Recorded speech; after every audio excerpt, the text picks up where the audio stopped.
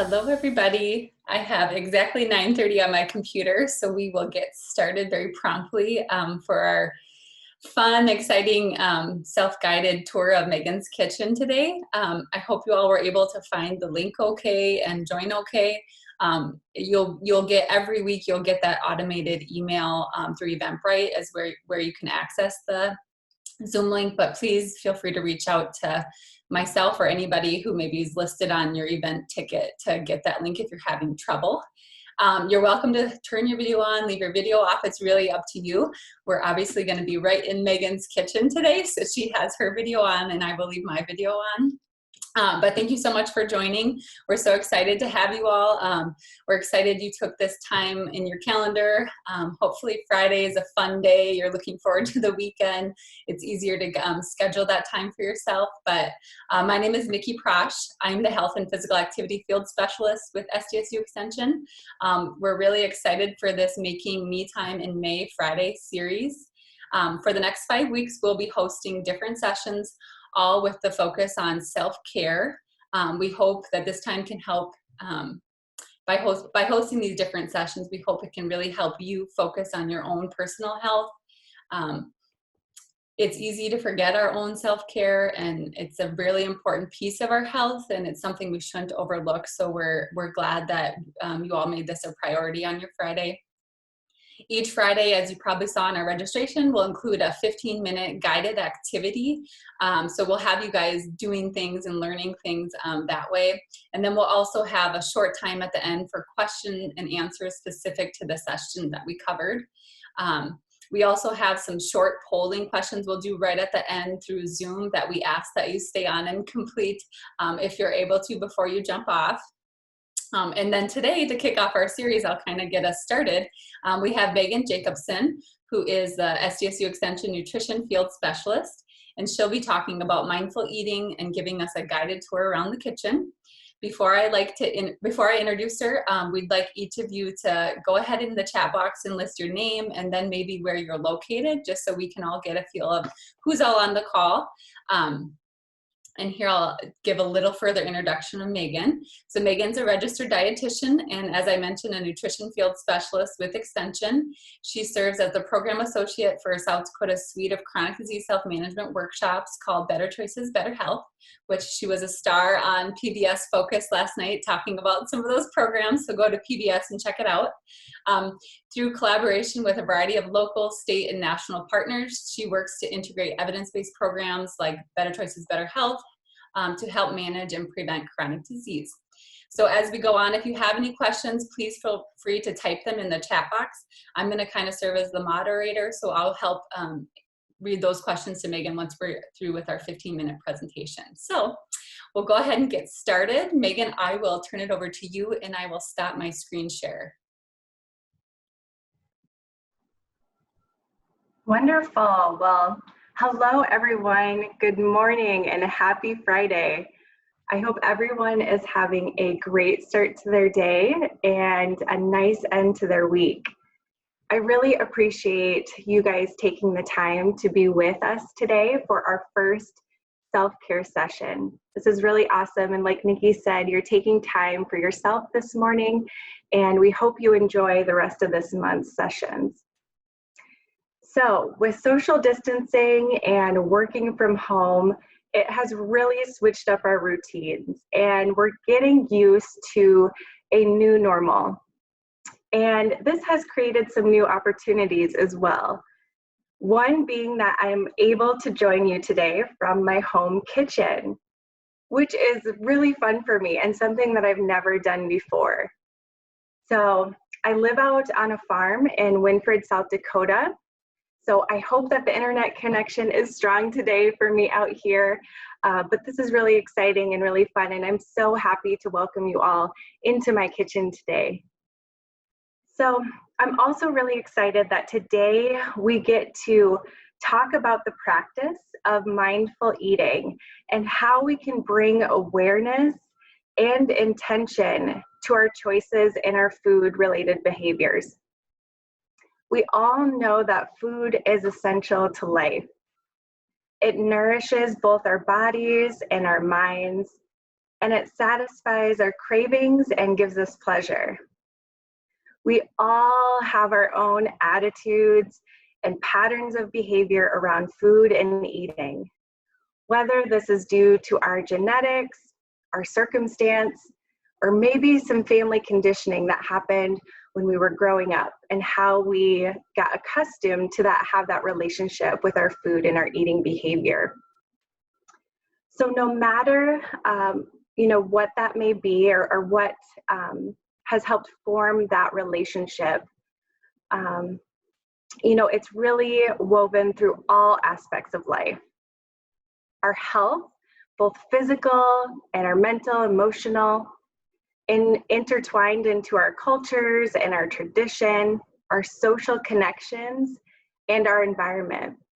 So as a practice, mindful eating can really help us to connect to all those aspects and create awareness around what really impacts our eating habits.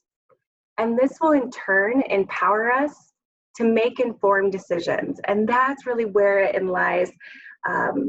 This great tool that we can use is helping us to take a step back, be calm, and be able to make decisions that we're okay with. The practice of mindful eating really expands upon our knowledge and understanding of what foods nourish us, what foods keep us healthy, but it encourages a deeper understanding and appreciation of food, and it helps us to develop that healthy relationship with eating. So I want to take a moment to pause, and I want everyone to think about the last time that you truly paid attention to what you were eating. So can you think about a time when you truly savored the experience of food? Maybe you enjoyed all of your senses at that time, the taste, the texture, the environment where you were. Was it calming? Was it peaceful? Were you with people? Did you walk away from that meal or that snack thinking, oh, that was really enjoyable. That was a great experience. That was the best food I ever tasted. So you really ignited all of your senses. If you can't remember a time, that's okay. All too often we eat on autopilot.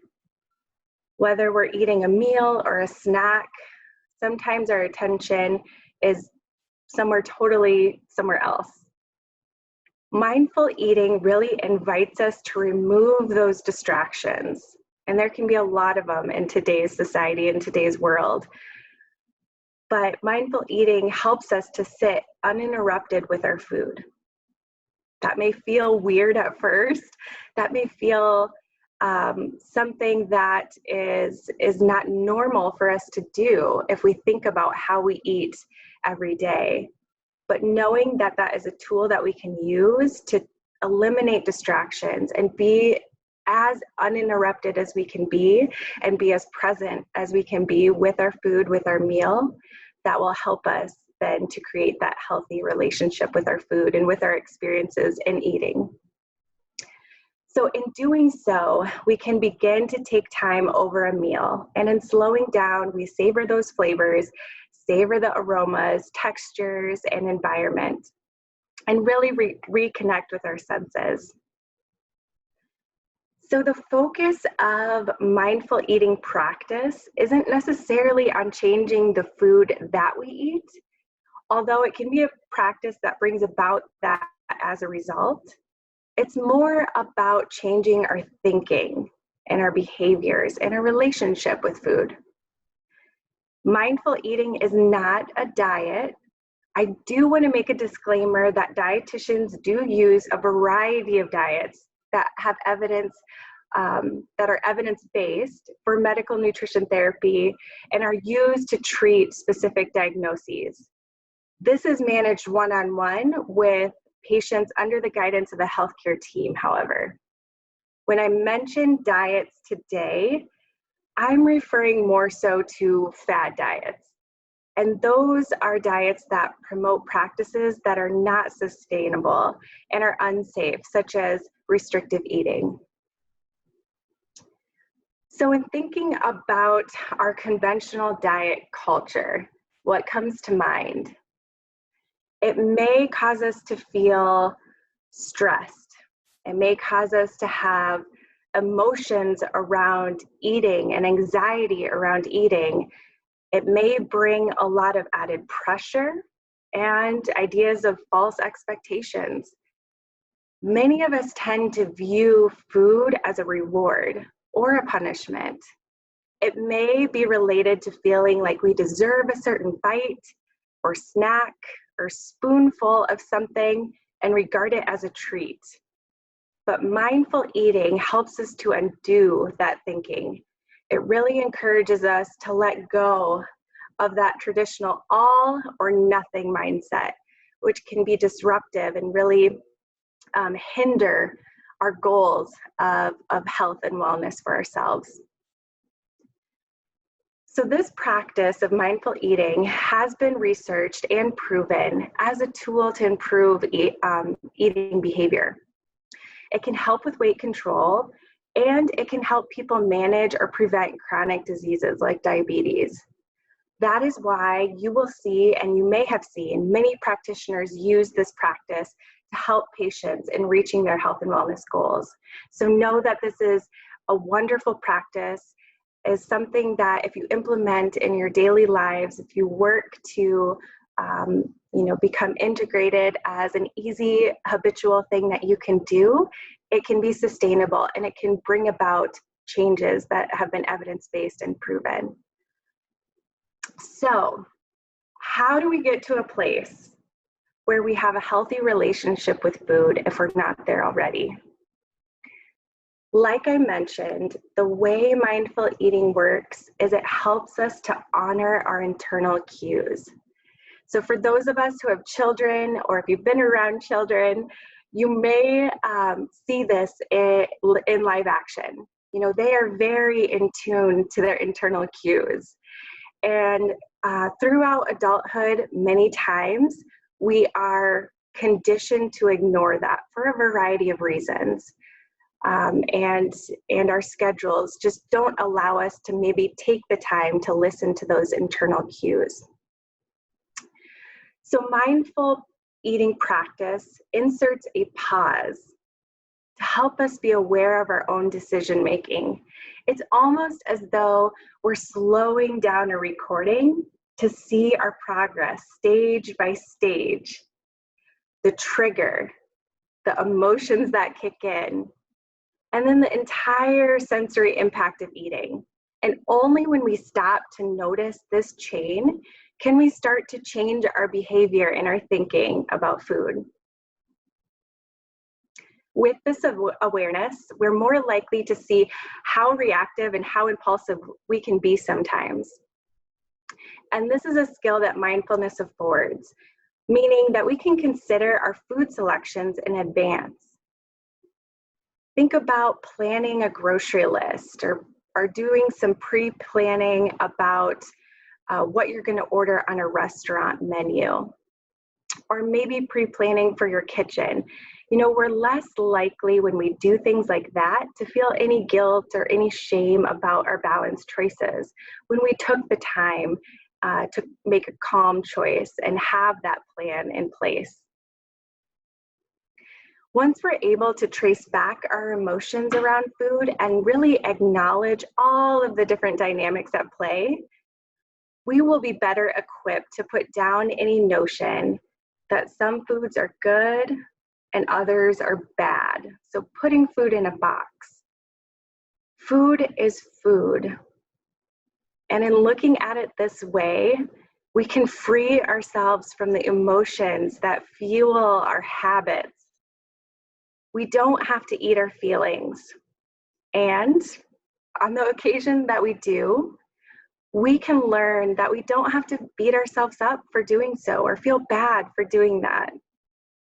The freeing aspect of mindful eating is that it focuses on that non-judgmental awareness. So without judgment, we can make decisions around eating, and be okay with it. It's important to know that the only way to understand our relationship with food is to spend time with that relationship.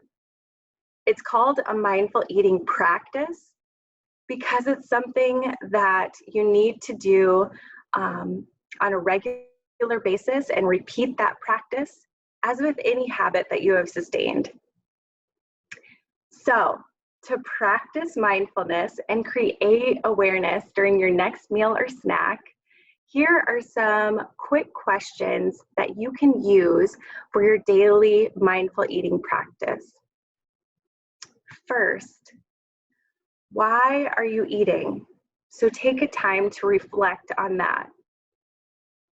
Some reasons may include feeling physically hungry, so maybe your stomach is growling, or maybe you were triggered by a visual cue, maybe something you saw on TV or scrolling through your phone, or maybe it was something you saw on the counter as you walked through your kitchen. Next, think about what you're feeling. Maybe you're stressed. Are you anxious? Are you sad, tired? Maybe you're bored. Then, in what way are you eating? Are you rushed? Are you mindful? Are you distracted? Or maybe you're secretive. Then, how much did you eat? This can be dictated by a feeling of fullness, maybe the package size, or maybe out of habit. And lastly, take time to think about how you feel when you are finished. You may feel like you have more energy. Maybe that food gave you a boost. Or maybe you feel sluggish. Or do you feel guilty? It's important to remember that the practice of mindful eating is a tool that can empower us with the knowledge to make informed eating decisions. A key component of mindful eating is learning to not judge our behaviors. For example, if the answer to why am I eating is because I'm bored, there are no rules we should have to follow that dictate which foods are okay or how much we should eat. Instead, it should empower us to honor our internal cues and make a decision that we feel good about. So as effective as mindful eating techniques can be and the practice of mindful eating can be, so are the techniques to reduce mindless eating. This involves making changes to help avoid triggers for unhealthy eating or eating too much, or maybe both of those things. So some strategies include using smaller plates and cups. So when you fill a cup full, you're more likely to drink all of that cup. Same goes with your plate size. Repackaging single serving sizes. So when you get home from the grocery store, repackaging items right away that you can throw in the fridge, throw in the pantry, and you'll have that quick grab and go item when you're in a rush. Also, placing unhealthy foods out of sight.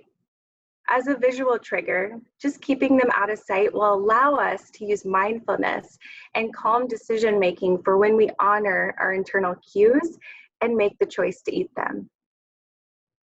Also, when you're out and about and going to restaurants, ordering smaller portion sizes or splitting a meal with someone is also very helpful. And since we're spending a lot more time at home, it also includes creating a space and an environment that works to our advantage when it comes to our eating behaviors. So I promised you a tour of my kitchen, so let's have a little fun.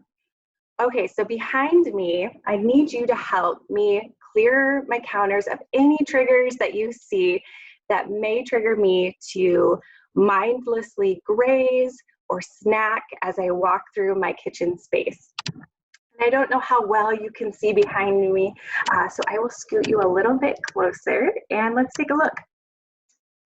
Okay, so the first thing I have back here on my counter is some marshmallows. So my kids love hot chocolate and they've been really loving that after dinner. And so we bought some marshmallows for that.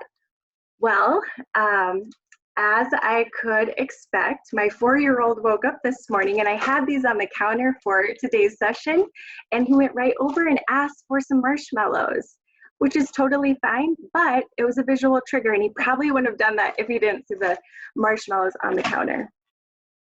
Okay, another thing is an open candy jar. So we have some leftover Easter candy, and so we love to snack on all of the goodies that Grandma sent us for Easter. But if I have them on the counter, I may just sit here and graze, and if I'm distracted or scrolling on my phone, whoops, this whole thing could be gone. So I wasn't doing that mindfully. So if I put it in the cupboard and I think about it, I can choose to grab a handful or grab however many I want and feel satisfied. Okay, so next over here, I have a container of mixed nuts. It's really heavy. Let me grab this. So I have nuts in here, a variety of nuts. I have some banana chips and some raisins, all great snacks. But if I keep it on my counter, just knowing my behaviors, how easy is it to open and just sit here and be distracted and graze? I may end up eating more than if I place this in my pantry, scoop out a dish for however much I need for my snack, and then put it back in the pantry and not have this whole thing as my portion size. Okay, so how much time do we have, Nikki? A couple minutes? Oh goodness. Well, I was gonna go through some other items that are helpful to display, but I wanna know if there's any questions, Nikki, let me help answer them. If not, I will keep going. There hasn't been any submitted in the chat box, but maybe I'll let you keep going. And if somebody has one, feel free to type it in there while Megan continues. That sounds great. So some helpful things that you can put on your kitchen counters for you to see on a daily basis includes all of the electronics that you use on a daily basis. So you can see behind me, I have my water kettle for making tea. I have my coffee maker for making coffee. We use those quite often, so it's okay to display those. Also, I do have a spice rack. So this is a great visual cue for when you're cooking, a reminder that you can spice or flavor your foods with a variety of different spices. And if you have children, they love to smell all the different kinds of spices there are and see what they taste like. So a great visual cue. Also, displaying fruit or vegetables like sweet potatoes are great to have on your counter. As you can see, my bananas are ready for the freezer almost to make some banana bread, but we love to snack on oranges and apples, and having them on the counter is a great visual cue for ourselves, but also for our children. Okay, so any questions, Nikki? Because that is all I have prepared for everyone today. Yeah, Becky just put a kind of question / comment. If you have any resources on mindful eating, such as good books, if you could share them either now or we could send them in a follow-up email, she would appreciate that. Sure. There are plenty of resources on mindful eating. I know a great online resource is the Center for mindfuleating.org, but I will be sure to send you along, if we're able to, along with the recording, some other evidence-based resources. I don't know of any great books, but I'm sure that the Center for Mindful Eating has a list of resources on their website as well.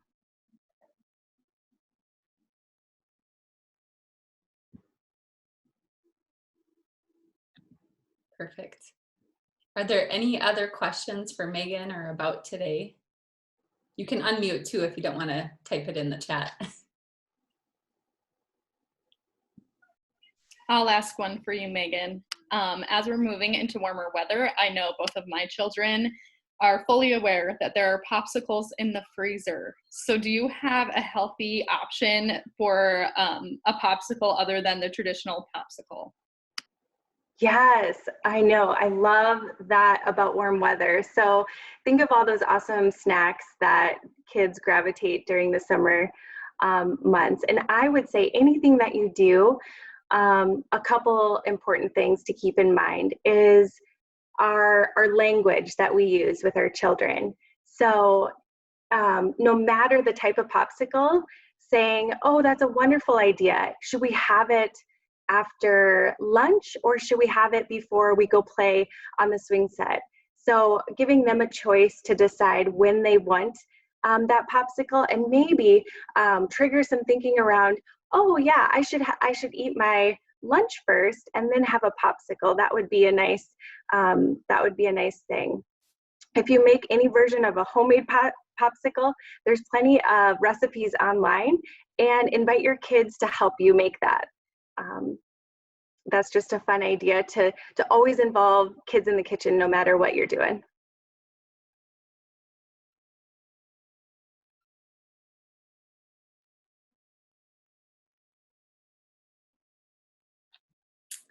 Okay, I'm not seeing or hearing any other questions. Before everybody jumps off, we do have some polling questions. So this is my first time doing the polling questions, so you may have to bear with me if they don't flow like they should. But there's only 3 questions. I'm going to launch them quick here. So the first one, does everyone see that first question? Yes, okay, perfect.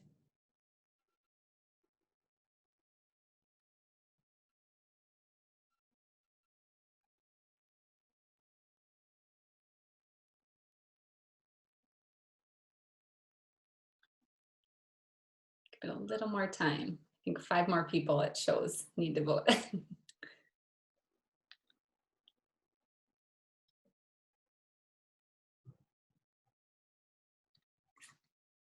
Okay, I'm just gonna take pictures because I don't know if it'll save. Okay, and then I'm going to launch our next question.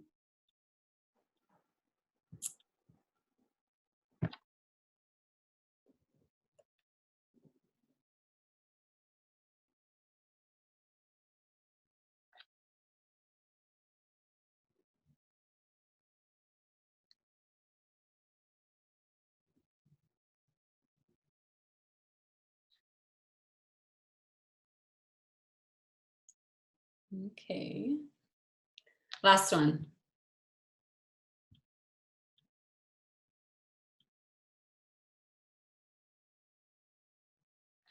There we go.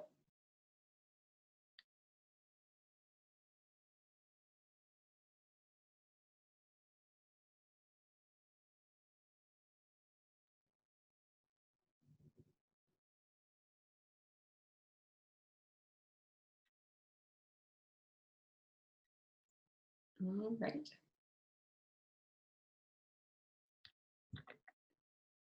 Okay, thank you all for taking the time to submit your responses to those questions. They're helpful for us, and it helps us do future planning of sessions like these. So super appreciative. Thank you again all for joining us today. Meghan, thanks for letting us come inside your home and see your kitchen. We hope everybody learned something that they can take away from this.